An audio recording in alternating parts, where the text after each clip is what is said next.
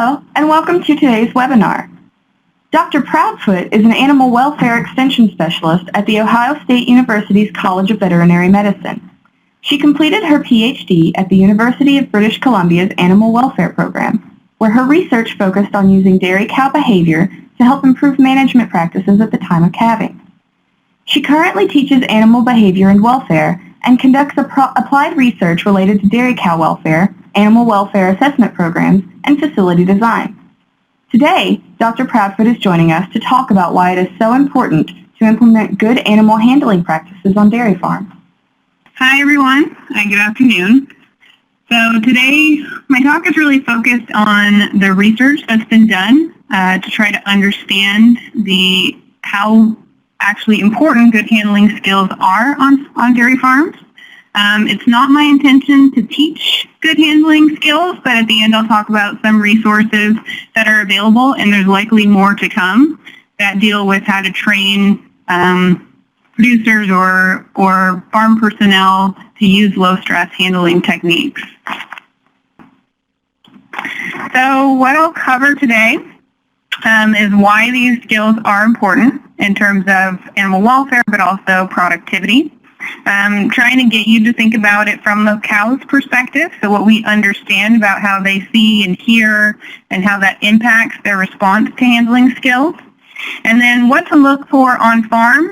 This is for people that maybe are an extension and are going to multiple farms, or for farm owners or managers that want to look at their own farm to see if there are signs that perhaps handling training would be something that they might consider. And then at what point is it really our obligation to intervene if we see something that is more on the side of abuse. So handler behavior and animal welfare, this is something that has been studied pretty extensively over the last couple of decades. A lot of the research came out in the early 2000s, either out of Australia or Canada. Most of the research has been done, but there's more and more that's being done now as well. But what was very clear from this research is that negative human behavior can impact fearfulness in cows. We'll talk about how we measure that. And that's related to production. So more fearful animals produce less milk, and those two things combine to impact the overall welfare of that animal and that herd. On the opposite side of things, there's also been research to show the benefits of positive behavior. So what types of behavior, we'll talk about what types of behavior that means, but generally these positive behaviors actually reduce fear and can impact production in a positive way, and those two things, of course, contribute to better welfare. So when we talk about, throughout the next couple slides, when I'm talking about some of the research that's been done, I'll use positive and negative behavior. So positive behavior generally means gentle touching, stroking, soft talking, kind of slow, more methodical movement. So if you think about sort of the low-stress handling techniques, those are those behaviors. Negative behavior can mean anything from slapping to pushing to hitting with an object, using a prod inappropriately, or using a tail twist inappropriately. So maybe twisting too low where it actually causes damage to the tail, loud yelling, or very abrupt movement that might cause some of these fearful behaviors. So if we think about it from the cow's perspective, there's a couple of things that are important to point out, some features of how cows hear and see. So their hearing is actually much better than ours. Not only in the range that they can hear, but also the volume is a lot higher for them than us because their ears are so much larger than ours. They also have the benefit of being able to move their ears around almost 180 degrees to be able to hear both directly behind them and directly in front of them. It's also important to recognize that the visual field of cows is very different from ours as well. Their eyes are on the sides of their heads and to the front, so that gives them very poor depth perception in front of them. They can't really see very well in front of them, and they can't see anything behind them. So they have a blind spot behind them that if you do move into that blind spot too quickly or move in front of them too quickly, you will see more of that fearful responses. The other behavior that I'm sure most of you probably already know and use is a flight zone. So the flight zone is what we consider kind of this imaginary circle around the cow, where as soon as you walk into that circle, the cow will move away. So they don't necessarily flee and run away, but as soon as you reach the edge of that imaginary line, they're going to start walking away from you. And a flight zone can actually tell you quite a bit about the animal. So there's lots of ways, lots of things that can impact the size of the flight zone. If you think about beef cattle on range have much larger flight zones than dairy cows that are raised more with people. Younger animals tend to have larger flight zones. There's also some genetic components to flight zones. So some animals are just genetically more likely to have a smaller flight zone. But human behavior can also influence the size of flight zones. So if you can kind of think about what does a different size flight zone tell you about an animal, or what is even within herds. So if you have multiple animals with different size flight zones, but between herds. So if you have some herds where there's cows that have very large flight zones, like the top picture, versus herds that you walk into the farm and they have much smaller flight zones, you can essentially walk right up to the cow or even walk up to her and put your hand on her and she's still not going to move. So these variations in flight zone can actually tell you a little bit about fearfulness of cows. Whereas where the larger the flight zone is when you walk into it, the more likely they are to be fearful of people. So there's been some research trying to understand what causes fear responses in cows, like what causes these larger flight zones, and aversion. So aversion essentially means avoiding. So what are things that if cows have the choice to avoid, what would they avoid in terms of human handling? So this study was done where they gave cows the choice between two handling techniques, and they wanted to see which one they would choose or which one they would avoid.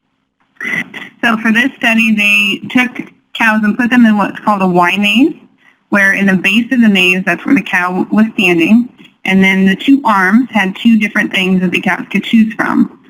Before they let them make the choice, they would force the cows into both sides so they could experience what's on either side, and then they would let the cows have a free choice to where they wanted to go. So in this case, they wanted to see if cows would avoid someone that was shouting.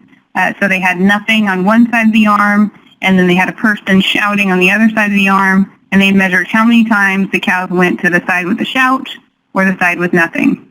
And if cows didn't seem to care so much about the shout, then you'd expect to see about a 50-50 chance that they would go to both sides.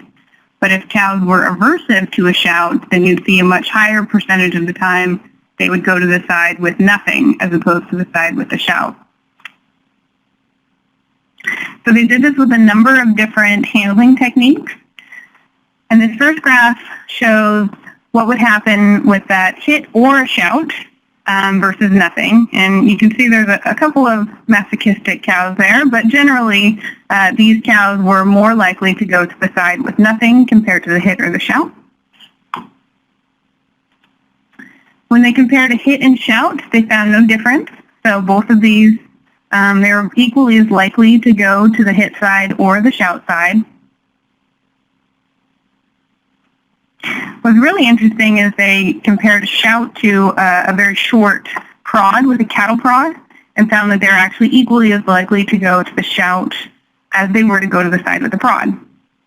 So that could mean a couple of different things. It could mean that the prod isn't as aversive as we think it is, or it could mean that the shout is actually more aversive than when we think it is. And that may be true because we know that cows can hear at a much higher volume than we can, so maybe what we think isn't a very aversive noise that we're making, cows might pick that up as something that's much more aversive. So this next study looked at how, if cows were actually able to discern between people that handled them in a positive or negative way. So we know that they avoid this negative behavior, but can they learn that some people handle them aversively and some people handle them positively? So here they had certain handlers that either behaved positively with the cows or negatively. Then they brought the cows into the parlor, and then they brought one handler in at a time, just to the parlor. And at this point, the handler wasn't doing anything aversive or wasn't doing anything positive. All they were doing was their presence was known to that animal when she was in the parlor. And they measured behavior, they measured milk yield, and they measured physiological stress response of the cows when those two people entered the parlor.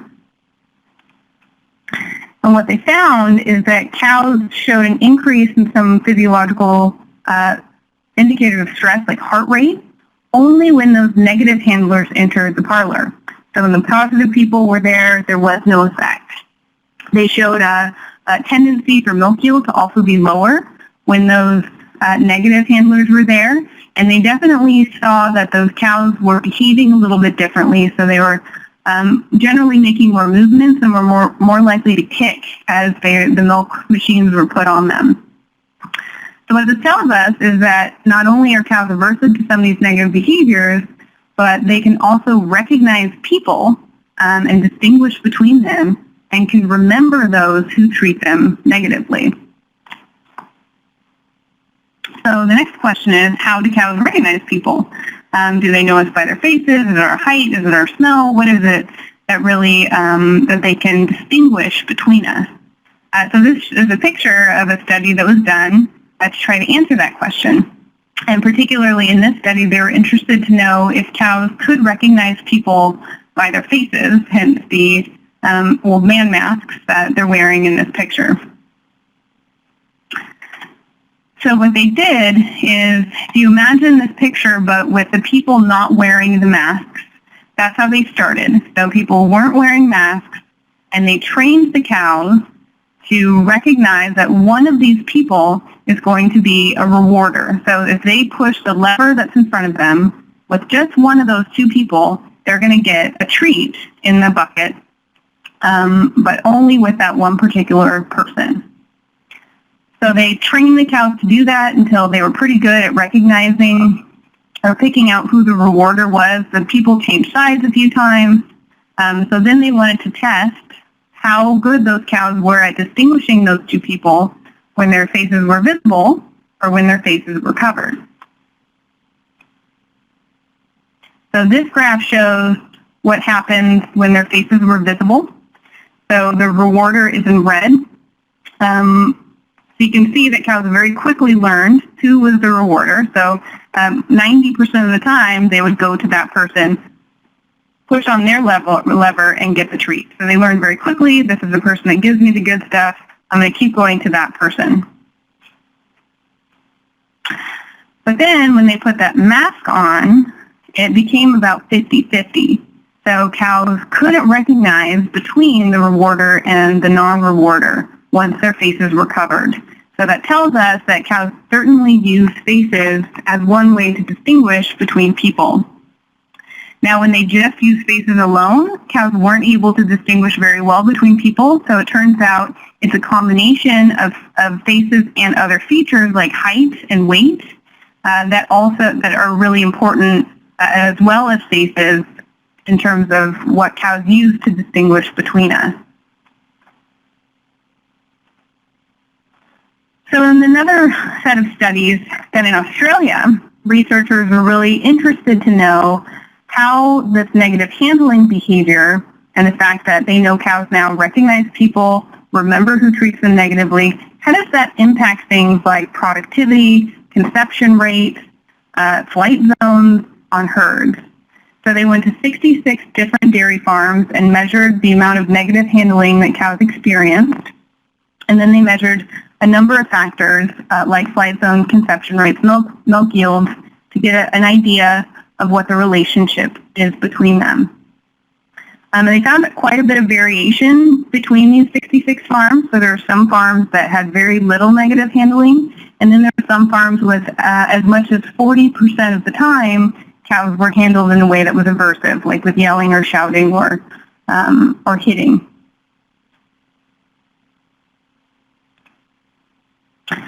So what they found is that negative handler behavior was correlated with a couple different things. The first was flight zone. So the farms that had the highest amount of negative behavior had the largest flight zone. They also had low milk yield, so more negative behavior meant lower milk yield. And then finally, they had poor conception rates. Now, what should be mentioned about this study is we know that correlation doesn't necessarily mean causation. So just because we don't know for sure in this study that negative behavior caused the larger flight zones, the low milk yield, and the poor conception rates. There could have been something else happening on that farm where general management practices that also influenced all of those things. All we knew is that they were related. In the next study, they took a group of producers and they gave them an intervention, which was a course on animal handling. So they trained them how to use low-stress handling techniques to move and manage the cows. And then they again recorded the before and after, so what happened before and what happened after. So after they were given the course, the participants were less likely to use negative handling. They believed that the cows were easier to handle, which I think is generally true when people learn low-stress handling techniques. And they did find an increase in milk yield and conception rates after the training course. So there was some evidence that by improving these skills, you can actually improve some indicators of productivity.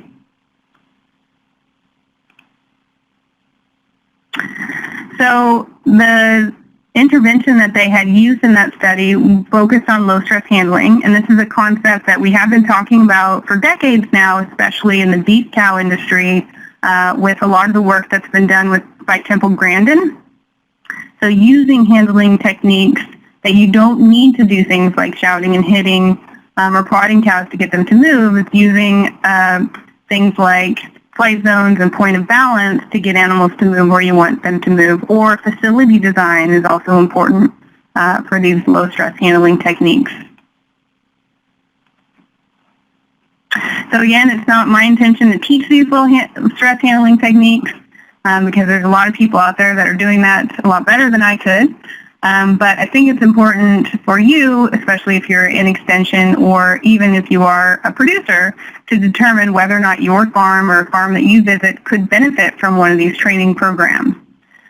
So in general, sort of the quick way of thinking about this is to look and listen to both the people and the animals. For cows, one thing to look at and think about is their flight zone. So I'll go over how one way to kind of methodology for measuring flight zones. But also you can look at other behaviors, like if they are seeming very vigilant, their ears are, when you walk into the barn, their ears look very abrupt, or they stop ruminating, things like that. Do they quickly move away from you or other people? Do they slip and fall because they are moving away very quickly, or do they bunch, or do they vocalize? These are all signs from a cow that can tell you whether or not she may be experiencing fear. So measuring flight zone, this is something you can do on farm. You don't need to do that with all the cows. You could take a sample of cows in a couple of pens, or if you're just interested in your high lactating group, you can just look at them. So you choose a sample of cows, and essentially you could do this at the feed bunk or do it in the pen, where you start greater than about 10 feet away, and then you start slowly walking towards them about one step a second. And you measure the point where you have to estimate, unless you can put out kind of a mark where there's kind of 5 feet or 10 feet or something like that, or you can sort of guess how far away you are from them. But if generally if they tend to move away when you're about 10 feet away, that's a sign that they might be fearful. So there has been some research that indicates that around that, for 5 to 10 feet away, but I think closer to 10 feet away, if the majority of the cows are moving away at that point, then that is a sign that they are fearful. So So the other thing to do is look and listen to the handlers, whether they're using some of these negative behaviors, like using a prod when it's not necessary. So we know that the prod is certainly necessary if you're working with a cow that's gone down and you need her to get her up for her own safety. But using a prod, maybe when you're just moving cows to the parlor, or using it in a way like at the udder or at another sensitive part of their body, wouldn't be considered appropriate or necessary. If you hear a lot of yelling or cursing at the animals, if they're banging objects together to make loud noises, this is something you might hear in the parlor. So even just walking into the milking parlor, it should be relatively quiet except for the sounds of the milking machines. But if you do hear a lot of yelling, or if they're hitting metal on metal to try to get the cows into the parlor, that could be a sign that there could be other techniques that they would be able to use to make that go much more smoothly. Do they drag calves? So that's certainly a handling technique that wouldn't be considered appropriate. Do they generally seem like they don't care so much about the animals as they're moving and handling them? So if there's a yes to any of these questions, then handlers and their cows would certainly benefit from some of that handling training that is available. And this training, there's a lot of different varieties of these training programs. In general, most of them teach skills, which is really important. But the hardest thing to do, and probably one of the most important things to do, is actually impact attitude. We'll talk about that a little bit later. But teaching skills are things like moving cows using their flight zone and point of balance, avoiding negative behaviors, using an understanding of herd behavior to move cows, using something called positive reinforcement, which would be like providing hay to cows to get them into a headlock. So techniques like that would take much less force to get the animals to move and are certainly less stressful to the animals. So coming back to this graphic, something that I want to kind of add to this is we know that negative behavior influences cow welfare, but what causes this negative behavior? And one of the main things, is negative attitude. So a poor attitude, this is research again out of one of the Australian groups, is that attitude goes a long way in terms of the actions of farm personnel. So that's why it is important for these training programs to try to get at the attitude piece as well as the skills piece. So improving attitude, again, isn't the easiest thing to do, but improving skills can actually help that. So in general, improving skills can help with job satisfaction and attitude. Again, this came out of the Australian research. And there's some other ways. I'll talk a little bit about some of the training programs that do specifically try to impact attitude as part of the training program. A farm owner should be aware of these employees, especially those that may get training and still clearly don't show signs that attitude has improved as they're working with the animals. So ideally, action should be taken when employees can benefit from training. I think one big thing, which we'll talk about a little bit more, is if you see something that you're not comfortable with, that clearly is something, a behavior, a negative behavior that is inappropriate. And that's something that National Milk Producers Federation and a number of other affiliates, including Pork Checkoff and Center for Food Integrity, has come up with a website called See It, Stop It, which is a campaign that's meant for people working in the dairy industry as well as the swine industry, that when we see things that are considered abuse, that we should stop it. So essentially the campaign is, if you see something that you are uncomfortable with, then it is your obligation to stop the behavior from happening. Because if you don't stop it, then who will? So this website is actually one that we have provided to you with this webinar. You can go online and they have a number of different resources available. They don't have specific training programs, but they definitely have a lot of resources that you can use with your herds when it comes to this topic.